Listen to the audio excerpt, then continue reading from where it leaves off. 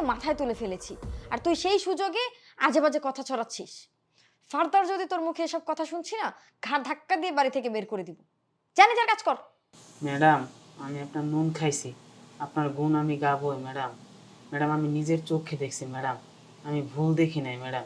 আমি আপনার ভালোর জন্য কথাটা বলছি ম্যাডাম। ম্যাডাম, আপনি যদি আমারে বাড়ি থেকে বের করে দেন আমার কোনো আফসোস নাই, কিন্তু ম্যাডাম আমি যা বলছি সত্যি কথা বলছি ম্যাডাম, আমি নিজের চোখে দেখছি। তোর সাহস তো অনেক বেড়ে গেছে দেখছি। তুই আমার সামনে তর্ক করছিস, তা আবার আমার হাজবেন্ড আমার বোনকে নিয়ে আজে বাজে কথা বলছিস, মিথ্যে অপবাদ দিচ্ছিস, সেটা নিয়ে তুই তর্ক করছিস। তোর কত বড় সাহস! তুই জানিস তুই কাকে নিয়ে কার সামনে কি বলছিস? তুই জানিস আমার হাজবেন্ড আমাকে কত ভালোবাসে, আর আমার বোন, ও তো আমাকে প্রাণের চেয়ে বেশি ভালোবাসে, আর তুই তাকে নিয়ে এই ধরনের কথা বলছিস? তুই এক্ষুনি আমার সামনে থেকে দূর হ, না হয় তোকে ঘাড় ধাক্কা দিয়ে বাড়ি থেকে বের করে দেবো। আরে জান, তুমি এখন এখানে বসে আছো, তাতে রুমে চলো। আর বসো, আজকে রুমে যাব না।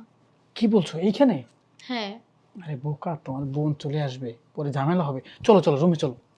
আরে দাঁড়াও, আমার বোনকে ঘুমের ওষুধ খাওয়ায়া টালে উঠায় রাখছে, ও আজকে আসবে না। ওয়াও, জান তাহলে চলো আমরা শুরু করি।